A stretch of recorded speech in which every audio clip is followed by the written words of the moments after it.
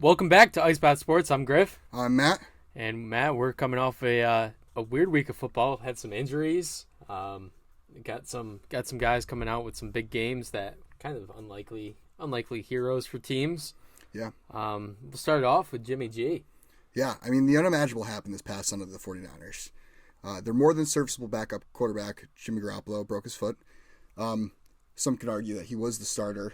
I would be one that could argue that. Weird dynamic there, but he broke his foot regardless. And this thrusts Mr. Irrelevant himself, rookie Brock Purdy, into a starting role with the once championship caliber team. I think it's safe to say that their Super Bowl aspirations are starting to dwindle now. The third string, 7th round pick rookie is starting for the quarterback. I don't know. I mean, this team can't catch a break. Yeah, but at the same time, they still won that game against a really good Miami team. Brock Purdy looked good. And I don't think, they don't have to rely on a quarterback in this offense. You have Christian McCaffrey. He could be a guy that you check the ball down to and get the ball in his hands as a running back. You've got playmakers on offense, and you've got a top defense. Yeah, I mean, between the run game and the defense, I could see them that carrying them through the playoffs. You've seen crazier things happen, but oh yeah, Brock Purdy just needs to be a game manager. My concern is whenever a backup quarterback steps in, they always perform well at first. They do, because there's no film on them, and the game plan for the defense is not for that quarterback; it's for whoever was initially starting. So I think now that there is a little film on Brock Purdy, we could see him take a sharp decline. I mean, he was, the 255th pick in the draft? Yeah. For a reason. Yes. I don't know. I liked him out of college. He showed some flashes, and he showed some flashes in this game against Miami. There was this one throw that he made into double coverage. I think it was to Kittle. And I mean, he just looked, he was good enough. I mean, he has a great supporting cast around him, for sure. That is the thing. He's like, if you have a Mr. Irrelevant coming in, a third string quarterback coming into any offense, I think you'd want it to be on this 49ers offense. Right. I mean, I think it's going to be interesting seeing what they do going forward, because I'm not sure how serious the Jimmy Garoppolo injury is. They said he broke his foot, but it's not the super serious. Yeah, I can't pronounce it, but the one that Derrick Henry had. Right. Yeah. So somebody else had it too. I'm blanking on their name, but he avoided major concern if it was that particular tendon, right? Right. But I don't know. It's going to be really, really intriguing to see what happens with this 49ers team, because you have everything in place for them to go on a bit of a run, except for one of the most important positions on offense. Well, the thing is there a shot that Jimmy G comes back for the playoffs? I'm not entirely sure. I mean, dude broke his foot. Yeah, but the way people recover from these kinds of things nowadays, a broken foot's like nothing at this point, right? Yeah. Maybe you throw a plate in there and a couple screws and throw them in there. Throw them out there with a boot on. Yeah. Maybe I could see it. I could see the thing is Jimmy G, if he is able to do that, it'll be on himself. He'll be pushing himself to get back. Right, and as he should, because you have Trey Lance coming back next year. Jimmy G was playing for a job this season, a starting job. I think he did enough to earn it. That's the thing. Yeah, he's slightly above average. I don't think any team is looking at him like, this is the guy we want to build a franchise around. He's getting up there in age. I agree. He's what, 30, 31? But at the same time, he knows how to win games. He does. And I think a lot of that comes down to the cast around him, the coaching, and the team around him. But he's the perfect quarterback for San Fran. Well, look at the playoffs last year. He also knows how to lose games. Yeah. He doesn't have that, that ice in his veins, in my opinion. I don't think he has that clutch factor. I think he's a more than serviceable quarterback. I think he's the perfect bridge quarterback. He's exactly what we want. If you're bringing in a rookie, you need to groom the rookie a little bit. Maybe if a team's going after Anthony Richardson, who just declared for the draft, I think maybe Jimmy Garoppolo is the type of guy you bring in to help coach him up. And, while he develops behind the scenes, you throw Jimmy G in there. But I don't see Jimmy G as somebody that's going to go and, win you the Super Bowl. Yeah, we'll see. I guess we'll see what happens here in San Fran. I would expect him to be out for the year. I don't think he comes back for the playoffs, and we'll see what they do. I know Baker was waived, but I don't think the 49ers are a team that'll go out and claim Baker Mayfield. Probably not. I think they're a team that'll rock with Brock Purdy. I know they signed Josh Johnson. Oh, yeah. Which, wow. Does he make another appearance somewhere every year? It seems like he gets a start. It's the never-ending cycle of Josh Johnson. He's, 36 now? He's old. Up there. He's old, and he's played on almost every team. Yeah, he's played on 14 different teams. Yeah, it's unreal. What was unreal as well, A.J. Brown's revenge game. Yeah. I mean, A.J. Brown has come out and said that he had the Eagles and Titans game circled on his calendar ever since he was traded to the Titans, from the Titans to the Eagles for first-round pick. He did not disappoint. No. Brown had 8 catches, 119 yards, and 2 tutties against his former team. This was a statement game. I also think both Brown and the Eagles. Think this trade is the reason why the Titans just fired their GM today.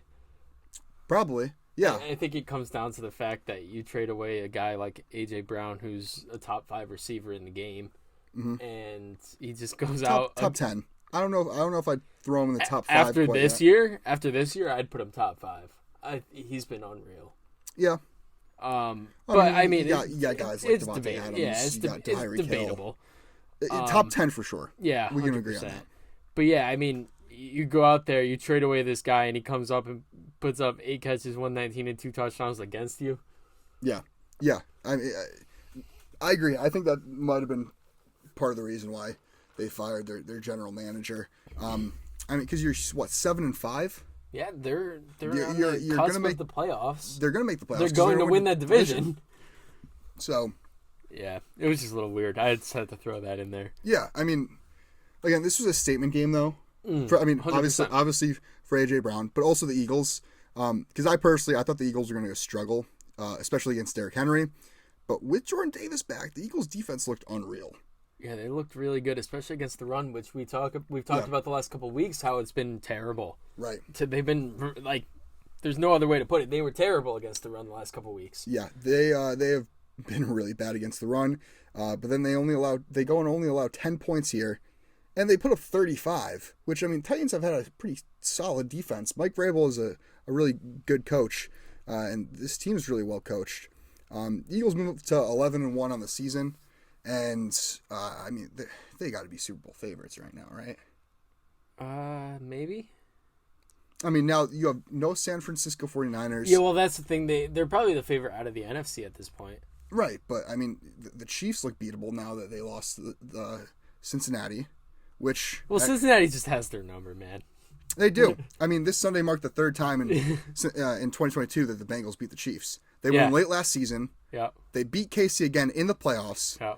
And then on Sunday, the Bengals went and once again proved dominant over the Chiefs. Since he won 27-24, and what was it? A phenomenal game. It was a really good game. I mean, Joey B owns Mahomes, apparently. I guess so. Yeah, I mean, but you know what? This is a great rivalry that we have the honor of watching for probably the next decade. Well, the thing is, I honestly believe that Cincy has the best offense in the league if their O-line could hold up, in which they did against KC, and they showed that. Right. KC doesn't have the most stellar pass rush. No, they don't. But the Bengals their backup running back just had over 155 total yards. Yeah. Their backup running back has been unreal. Samaje Perine, shout out to him. He's been a stud. But even if Mixon comes back, Piron's he's got to be getting more touches in this offense instead of more it was an 85-15 split between. Probably look at 70-30. Yeah, I would say it's got to be at this point. You're probably using Pirine as your 3rd down pass catching back type deal. Pirine, I believe he had more touches than what Mixon gets when in a normal start. So I mean, they're showing faith in him. That's in a huge game too. Yeah, it's not like they were playing a slouch of a team. They're playing KC. Right. Yeah. No. He's definitely going to be used more as their gadget guy now coming in and bring him in on, like I said, 3rd down. He's a major threat in the passing game. Yeah. Give Mixon a little bit of a rest, a breather, and that's good on Mixon because you don't want to run Mixon to the ground. Especially going into the playoffs. Yeah, I mean, it's bad for fantasy owners because you're losing that receiving upside that Mixon had. But, I don't know. I think that this is a really good, really good for the Bengals. Well, I'd like forward. to counter that real quick. It's just because, like, if I'm sitting there looking to draft Mixon, I wasn't going to draft him for the receiving upside. I think that was just a huge bonus this year at the start of the year. Yeah. Mixon was never really that guy that was getting a ton of receptions out of the backfield. Well, that was just because of the offensive game plan. Right. Right. But this year it was kind of scripted well to where if you have Mixon in a PPR league, you're sitting pretty. Until now. Right. I mean, Samaje Perine looks like he could just take over the receiving role, and you run Mixon out of the backfield as a true running back. Yeah. And I think this offense is so much more dynamic with Samaje Perine too. It just opens up a lot in the run game for Joe Mixon. I just think this offense, if the O-line stays healthy and the O-line could, really improve, because they started off slow, but they're looking good. Yeah, I mean, I remember when Perine was drafted to Washington, and people thought, like, hey, he could be the next guy. Because, I mean, 2017, he had 175 carries, 600 yards. And then in the receiving game, he had another 22 catches for 180 yards. Yeah. So, like, he was utilized pretty similarly in Washington, and then they go and they don't use him the next year. They get rid of him. He comes into Cincinnati, and he's been kind of like just a depth guy, and then all of a sudden now he's showing up. He had a game in college in 2014 where he ran for 427 yards. Wow. Enough said. Yeah. I mean he's an explosive back. Yeah. But he's a backup, but he's at this point one of the best backups in the league. Yeah. I don't think you could put it any other way. I'd kill to have a guy like Perine in Philly. Because you have Kenneth Gainwell right now. You have Boston Scott, who are both just guys. They are. And even Miles Sanders is just kind of a guy, and he's not the best pass catcher. I'd kill for a guy like Perine who can come in. I think a lot of teams would kill for a guy like Perine. Right. Come in and be a change of pace back. Yeah. I wouldn't be surprised to see next year him having like Nyheim Hines type value. I could see it. But even moving forward in fantasy this season, when Mixon's playing, I still think Samaje Perine is a guy that you could start at flex.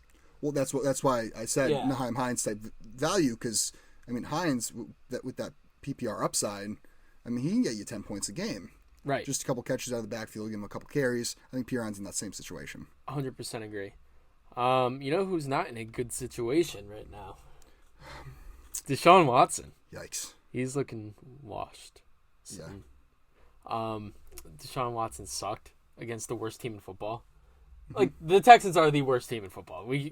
Yeah. I don't think there's really any debate there. Well, because it's almost like every other team has started to become more competitive. Yeah. You got the Lions, you got the Panthers. Yep. Teams that even the Bears. I mean, even the Steelers. The Steelers, they're all really competitive. And then you got Houston, who's 1-8-1, something like that. They're like 1-10. 1-10-1. I don't know. They have one win and a tie. Yeah, it's bad. But Deshaun Watson, he looked terrible against them. And I don't know about you. I think we're on the same page here. I am praying on this man's downfall. And man, did he look bad. He went 12 of 22, 131, no scores and a pick. And I just hope to see more of this. I want Jacoby back in there. Yeah, I think it's wrong because there's being an NFL quarterback, there's only 32 of those jobs out there in the world. And you're going to go and give a second opportunity to this guy who doesn't really deserve it after all the accusations and the whole situation that he dealt with. I mean, if I'm the NFL, I don't see why they brought him back. Give that opportunity to somebody else who is more deserving of it. I agree. Somebody who's a stand-up guy like a Jacoby Brissett, a good lunch pail guy, comes in every day and gets the job done. Doesn't matter if he's starting or if he's a backup. Like, look, he did a good enough job all season. I mean, yeah, their record doesn't show it, but there's other reasons for that. Yeah, I don't think he's the sole reason. Like, sure, he had some good games, he had bad games, but he had some really good games. Yeah, he had some really solid games, but he goes and he relinquishes that position to Watson right as Watson comes back. Like, Watson didn't even have to fight for that job. Well, I was just going to say, one, Jacoby knew he was losing that job come week 13. Right. 2, Deshaun Watson didn't have to prove anything. He just came in after not playing for 2 years and became the starter, which doesn't make any sense to me. Wrong on the Browns organization for that. Yeah, make the guy earn the job because, I mean, you come in against the worst team in the league, and sure, you have a pushover game that you should win 90% of the time at this point, but Deshaun Watson looked terrible. Yeah, I mean, 12 for 22, 131 yards, no scores, an interception. It's not good. Bad. It's not good. That's like Kyle Allen numbers. Yeah. His opponent. So let's jump into our Week 14 predictions. Last week I went 9-5-1. Griffin went 11-3-1. That brings us to a total of you are 115-79-2. I am 121-73-2. I have like got you by six games now. But 58%. Hey, it's respectable. It's all right. It's okay. Got a bunch of buys this week. We got 6 teams on a buy this week: Atlanta, Chicago, Green Bay, Indy, New Orleans, and Washington. But yeah, let's kick it off. Thursday night, we got Vegas at the Rams. I got to go Vegas. Me too. Josh Jacobs has been unreal lately. Josh McDaniels has looked improved as a coach. Not great, improved, and he's really just been letting Josh Jacobs run this offense. And you have to. He's looked so good this year. Which opens up the passing game. Right. And, I mean, Devontae Adams just had a huge game, too. Because Josh Jacobs opens up the passing game with the run game. 100%. Yeah. Give me Vegas here. I think they win by a couple scores. The Rams, I mean, you got nothing. Stafford's out for the season with a neck injury. Yep. Cooper Kupp's probably out for the year. Allen Robinson's out for the year. Yeah, I mean, some of your best players are out. I mean, I wouldn't be surprised if Aaron Donald retires at the end of this season. Yeah. But give me Vegas in what should be quite an upset. But it will be interesting. I did see rumors of possibly Baker being claimed by the Rams for the rest of the season. I guess we'll see there. But thrilling. Yeah, I'd be interested to watch. It's a Thursday night game. You know what? It's a Thursday night game. Yeah, that's all I gotta say. Yeah. We got your Jets are in Buffalo. Yeah, I'm going Buffalo here. I'm surprised at that pick. You've been riding high with and I still am, but at the same time, we already beat Buffalo, and we're going into Buffalo now. It feels like a series that we split this year. I'm with you. And going into the season, I thought we were going to get easily swept.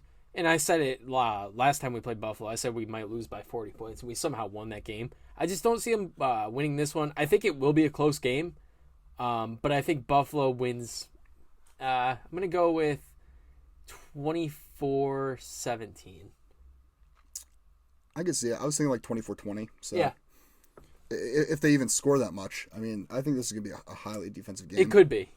I can see that. I'm also going Buffalo. Yep. Just obvious reasons. Yeah. Cleveland at Cincinnati. I'm rocking Cincy here. How can I not? After a big win against the Chiefs. Yeah, and you're facing Deshaun Watson. It should be a blowout. It's not going to be. It's not going to be. I know. It should be, though. If Deshaun plays like he did against Houston, Cincy blows him out, though. I think this is going to be a really good game, though. I disagree. I don't think this is a blowout at all. I think Watson fixes some of his mistakes, but I think that Stefanski, being a pretty solid head coach, is going to sit down and game plan to just run the ball down Cincy's throats. I think this is a statement game for Cincy's O-line. You're going up against Myles Garrett. No, yeah. Well, that's the other thing. I mean, Cleveland has a decent pass rush. Yeah. Better than KC does. I think it's going to be a close game, but I have Cincy edging them out. Yeah, I got Cincy as well. Got Houston at Dallas. Do we need to talk about this? No, Dallas. Dallas just put up 54 on Indianapolis. Yeah. Dallas. Minnesota at Detroit. I think this will be a close game. I think this will be a close, high-scoring game. I could see that. I think it's going to be a shootout. I could see that. Kirk Cousins is going to go for 4 touchdowns. And Jared Goff is throwing for 380. But give me Minnesota in a high-scoring, close game. Because nobody's covering Justin Jefferson. Give me Minnesota. Yeah, I agree. Yeah, even like watching him against the Jets. Sure, he didn't put up big numbers. He had the score. Mm-hmm. The first half, he looked unguardable. Second half, they kind of shut him down. Right. But watching him on the field, he's just a difference maker out there. He is. I still do not believe Minnesota's a very strong team. But at the same time, they are 10-2 though. They are. I feel like they play to their competition. They find ways to let these teams back into games, and that's what scares me about a team that should be better. Yeah. Not record wise, but what scares me is their defense. 100% agree. Yeah. So. But yeah, I'm still rocking Minnesota. Me as well. Jacksonville is in Tennessee. Yeah, I'm gonna rock with Tennessee here. Tennessee's coming off a huge loss to Philly. Mm-hmm. Jacksonville, Trevor Lawrence is beat up. He might not play. I know, that's the thing. But yeah. I gotta go Tennessee. I'm rocking Tennessee. I think Derrick Henry has a couple scores in this one, in a bounce-back game. Speaking of Philly, at the Giants, win clinches the division. Yeah, which would be very big this early in the season already. I don't know how I should feel about this game. Should I be worried? Because I'm not at all. I think Philly absolutely crushes them. After seeing what we just did to Tennessee, the fact that we can shut down the run and Derrick Henry, if we can shut down Saquon Barkley, there's no way Daniel Jones is passing on Darius Slay and James Bradbury. And I don't think anybody in their secondary is covering Devonta Smith and A.J. Brown. I love Philly here. Give me Philly by 20. Wow. Yeah. Yeah, I'm rocking Philly as well. I'm going Philly. I don't think it'll be a blowout.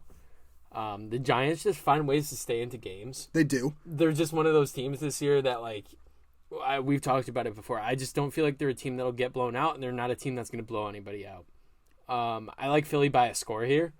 Right, but Giants have a lot of injuries. I know they're getting healthier. Yeah, they do. But their secondary is really banged up, and so is their receiving core.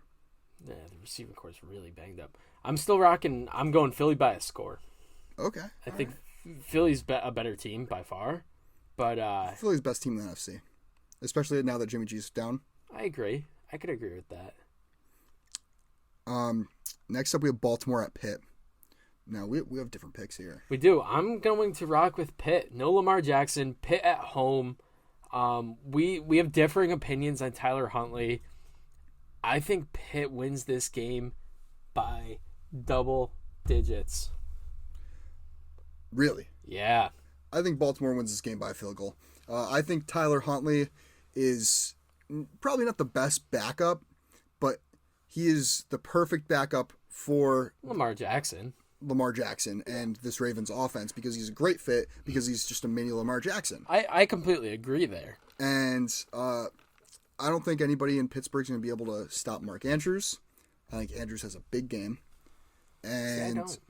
Really? I don't. Who's covering Mark Andrews? Somebody will. Minka? Maybe. But Mark Andrews has had a lot of quiet weeks lately. He's due for a big game. Mark it down. He's going to have 2 touchdowns. And I think Tyler Huntley rushes for 1. And Tyler Huntley probably also, I'd say he rushes for over 100 yards. I think this is the Kenny Pickett breakout game. Interesting. Yeah, I like Pitt by double digits in this one with no Lamar. I don't see anything out of that Baltimore team. I'm just not high on Huntley at all. Sure, Huntley had a really big game against Green Bay last year, but outside of that, he's kind of a turnover machine. And I don't like.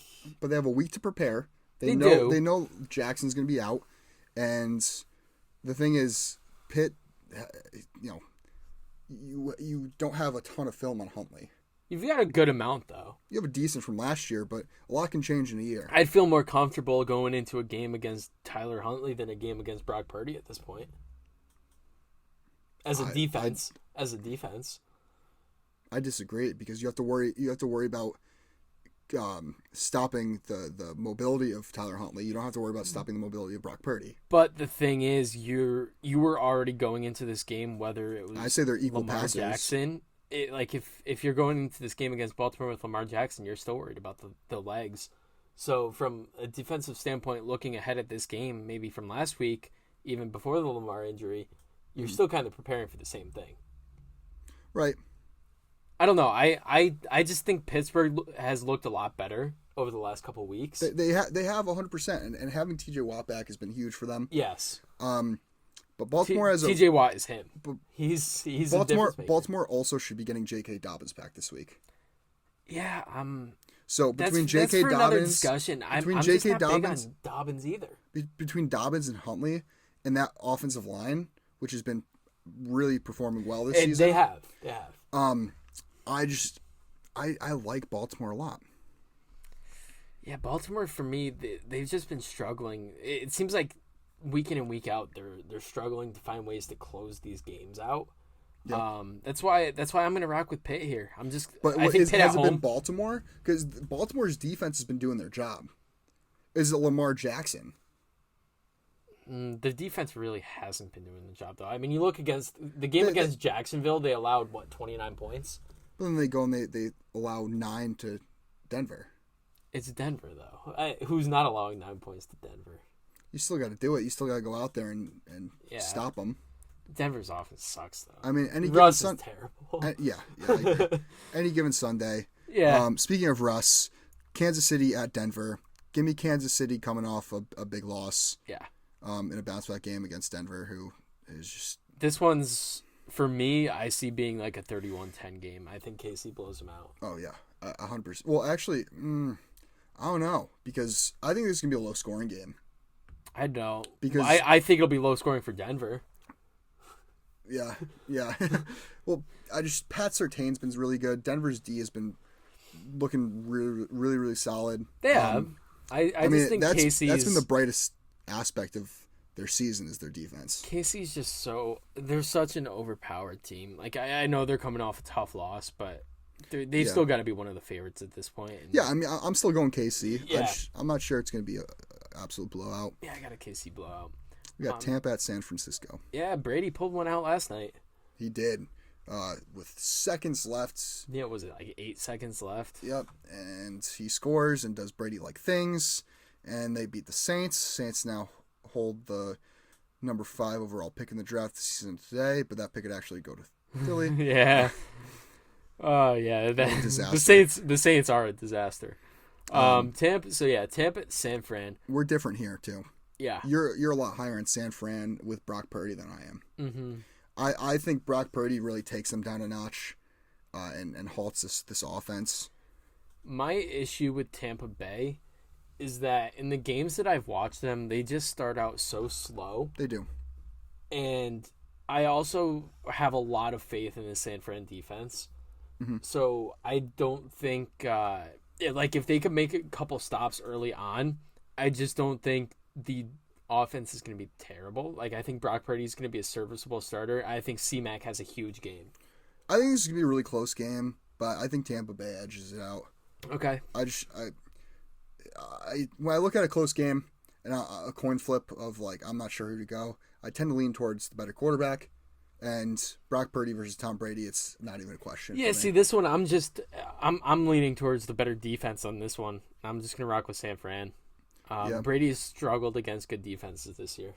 No, you're right. I mean, you have great reasoning. I do believe it'll be a very close game, though. Yeah, I think it's it's a field goal game. Yeah, 100%. It's a coin flip for sure. Carolina at Seattle. Yeah, I got Seattle blowing them out. I don't see this one being close. I think Geno Smith has a huge day. Yeah, I mean, Carolina's been competitive, but I got to go Seattle. Yeah, I like a big game out of Tyler Lockett, too. Oh, I'd love that. I own him in fantasy a couple leagues. I need it. Miami at the Chargers. This should be a good game because should be a really good game. Chargers tend to play at a level of competition. They do. Their level of competition, And we've got the storyline. We got Tua versus Herbert. Right. It's going to be talked about all week. Yeah. And I've got my opinions on that. I know some of my friends have some differing opinions. I will just say if Justin Herbert was in that Miami offense, he'd be breaking every passing record. I'm going to go with Miami in this one, though, because that offense is so explosive. You give. I mean, even if you keep Justin Herbert in, the offense he's in right now with Keenan Allen, a healthy Mike Williams, but you just replace the coach with Mike McDaniels, He's breaking every passer record. I can see that too. I think Herbert's a victim of bad coaching. He's a victim of bad coaching and in an organization that hasn't done anything to improve the team around him. Well, sure, you've got Keenan Allen and Mike Williams, and you've got Austin Eckler, who's a great receiving back, but they've just whiffed in their drafts. They have. I mean, take a guy like Josh Palmer, who's had a couple flashes this year, but he's not anything like they thought he was going to be. Keenan Allen can't really stay healthy. Mike Williams can't really stay healthy right now. Well, I think Keenan Allen can stay, somewhat healthy. He's just, this was like the first year where he's had, an injury in a couple of years. He's had a good stretch, but it's Mike Williams that can't stay healthy. It saves his life. Can't. I got to go Miami here. Yeah, all that talk for Herbert, I'm going Miami. I just think Miami's a better team overall. Chargers are 6-6. They have not impressed me. They played to their level of competition, yes, but they're still losing these games. Yeah, you lose a big game to the Kansas City, lose a big game to Vegas. After 2 losses like that, I can't see taking the Chargers here against a Miami team that's coming off a loss. I 100% agree. I think all around Miami's just got the better team. Yep. And the offense is they'll step it up. The Chargers defense is not as good as San Fran's. I chalk that tough game up to the San Fran defense just outplaying Miami. Mm-hmm. You got to get the ball in Jeff Wilson's hands. He had, I think, 1 carry the entire game. You got to rely on him and Mostert, get the run going, and then it's going to open up plays in the passing game for Hill and Waddle. I just think Miami's a better team. I'm going Miami here.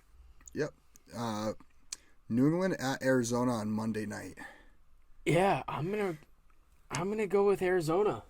I like New England because I don't think Arizona's offensive line is stopping Matt Judon, and Matt Judon has been that much of a X factor on defense for the Patriots. I agree. And he's a real game wrecker. He's really good. And I don't think Arizona's offensive line's all that great. Kyler Murray is just really, really, really inconsistent. I don't have much faith in Arizona. I got to go New England. Yeah, I'm gonna rock with Arizona at home. I think Byron Murphy's gonna have a big game, and I think the Arizona secondary is a lot better than people give them credit. And I think it's gonna be a tough day for the New England receivers. I think. I don't think they're gonna rely on their receiving core though. I think they're gonna be run heavy. They probably will. What New England's gonna do is they're gonna tear down Arizona's defense by keeping the high possession of the ball and just giving Arizona's offense as little time as possible. See, but the thing is, I thought that's how they were gonna I thought that's how they were gonna play against Buffalo, and it was quite the opposite. But Buffalo's a lot better of an offense than Arizona. They do. Josh Allen's a better quarterback than Kyler Murray. Yeah, no, I completely agree there. But I did think New England was gonna try to take control of that game on the ground, and it was really Buffalo that was doing that. Yeah, but I don't think Arizona's just able to do that. I don't. Again, I think Matt Judon is going to be a really game wrecker here. I could see it. Yeah, I'm still going to rock with Arizona in a close one. Just because they're home. That's kind of my reasoning behind that pick. That wraps up our week, 14 picks? Yeah. Wow, week 14. Crazy. I can't believe it's already week 14. We'll hop into the waiver wire watch. Yep. It's the last week before fantasy football playoffs. Yeah. This is a big week for waivers because this could really solidify your team, and a lot of teams on buys this week, so you got to fill some slots. Yeah, we went over it. We've got six. Yeah. We got 6 teams on buys, and you've got injuries. Mm-hmm. There's a lot to deal with going into these playoffs. If you're fighting for a playoff spot, you got to nail it on waivers this week. If you've got bye weeks or injuries. And the thing is, the waiver wire is not looking too beefy. It's thin. I was looking in all my leagues, and it's not much there. But we do have some guys that that could be out there. This first waiver wire pickup is something that I advise you pick up with caution. He's recently sustained an ankle injury. This player is DJ Dallas. With Kenneth Walker going down with an apparent foot injury and his return still unknown, it would be smart to add his backup. The only problem is that both of his backups are hurt in Travis Homer and DJ Dallas. From my understanding, Dallas looks like he would take over most of Kenny Dobbs' duties at running back, but he is, again, banged up and might not play. you're taking a coin flip here, but you have to if you're fighting for every single running back in this offense is hurt. So right. I mean, this is a situation to monitor, but if Dallas does play, I have him as a solid running back 2 option against the Panthers. Yeah. And DJ Dallas, good old double D, is available in almost all leagues and definitely worth pick of consideration. He's rostered in 5% of sleeper leagues, so I mean he's probably out there. Yeah. Next back, we've got James Cook. I love me some James Cook. Yeah, he's finally starting to get more opportunity in this offense. He led the Bills in rushing with 64 yards on 14 carries. He outcarried Singletary by 1 and had 4 more targets in the passing game. He brought in 6 catches for 41 yards against a tough run defense in New England. He's likely going to see more work moving forward. Like I said, it could definitely be a strong flex play if you have people on bye weeks or injuries that have come up. He's only rostered in 33% of sleeper leagues. And I think this workload last week against New England is something to look out for moving forward. I think Cook ends up taking over this backfield. Well, you look at Buffalo's backfield, and Devin Singletary is a free agent after this year. So are you going to use him, or are you going to try to get some reps to your young guy who arguably is more talented than Devin Singletary, and give Cook and Nyheim Hines a majority of the workload? Well, I think they've done a really good job of easing Cook into this offense. And they have. And what a better offense than Buffalo's to ease a running back into. Right. And I think down the stretch you've got some I'd say favorable matchups. For Buffalo, you got the Jets this week, you got Miami next week, at Chicago, at Cincy, at New England. A lot of those don't have the best run defense. Jets, all right. Miami, all right. Chicago, terrible run defense. Cincinnati, they've been okay against the run. In New England, they've got a good run defense, but Cook just looked good against them. So yeah, I don't know. I think Cook is definitely a guy that you look to stash for the playoffs. 100%. And if you're in a keeper league, maybe for next year. Yeah. We have another running back. Actually, all of our waiver wire watches this week are running backs. This is a guy that's been on the waiver wire watch before, but he finally had somewhat of a breakout game this past week. It's Cam Akers. Mm-hmm. He got the number 1 role once again in the backfield. He received 72% of the snaps on offense and got 17 carries for 60 yards and 2 scores. He's rostered in 55% of sleeper leagues and has been one of the only bright spots in this offense the last few weeks, and is definitely worth stashing for a bye week or just injuries and just rostering. I agree. Yeah. I was waiting for Akers to take back this backfield. I mean, they cut Darrell Henderson. He's a guy that I bought into in Dynasty. I traded away Michael Thomas for him pretty much straight up. There was a pick involved in there, a late round pick, but I picked up Akers, and I've got some guys on bye weeks in a must win to make the playoffs this week, and I'm starting Akers. I mean, it's about time. He's the best player on their offense, in my opinion, right now. Right now, 100%. What does scare me is that they don't have the strongest offensive line. Their offensive line unit has been really, really subpar. Well, it's just scary that the rest of the offense stinks. Yeah, and you don't really have any passing threats. Mm-hmm. But because of that, I just think volume-based workload, I think that throws Akers into a potential RB3. I agree. And then the last one we got, once again, Bam Knight makes the list. Zonovan Bam Knight. He was the featured back for the Jets in this offense this past week. 15 carries, 90 yards, 5 catches, 28 yards. He's shown that he could be the number 1 back in this offense with Mike White at the helm. I think he's a perfect back for having Mike White back there. He changes up the pace a bit. He could be used as a check down guy. He's only rostered in 54% of sleeper leagues. I think he's a must-add, even if Michael Carter does play this week. He's definitely carved out a role. 100%. And then I've got some honorable mentions for wide receiver, because we did only put running backs on there. We got Donovan Peoples-Jones. He's rostered in 64% of leagues. We mentioned it before in the podcast. We don't really need to go too in-depth, but now he has a competent quarterback, I think. Well, I say competent quarterback. Yes. We're just trashing Watson, but I agree. Somebody that's going to be a little more pass-heavy. Yes. In this offense, I think DPJ benefits from that. I still like Nico Collins, been putting up double-digit fantasy points pretty much week in, week out, depending on how your scoring is. I know ours is a little boosted. Did have the touchdown last week. So Nico Collins only rostered in 39% of leagues. Out there, good matchup against Dallas. Do you like me some Nico Collins? Yeah. And then DJ Chark coming off a big game. 5 catches, 98 yards. Be a little careful with this one. It's kind of his first big game of the season. They got Jameson Williams. You do have Jameson Williams back, who did absolutely nothing. He had 1 target, no catches, played in 11% of snaps. Yeah. Tough week. Easing him back in, though. He'll be eased back in. You got Amon-Ra in that offense. But in this game against Minnesota, you need a guy to plug in at wide receiver. DJ Chark against one of the worst pass defenses in the league. I like that play. Anyways, right. That'll pretty much... that's going to do it. That'll pretty much do it for episode 15. Wow. Can't believe it's already 15 episodes. Neither can I. Make sure to check out our new merchandise, the Ice Bath Sports merchandise. You can find that in our link tree. It's in the link tree, and it'll be in the description and the pinned comment. Yep. Check us out on social medias at Ice Bath Sports on Instagram and TikTok, at Ice Bath Pod on Twitter. And you can check out the video version of this show, if you're not already, on the Ice Bath Sports Podcast YouTube page.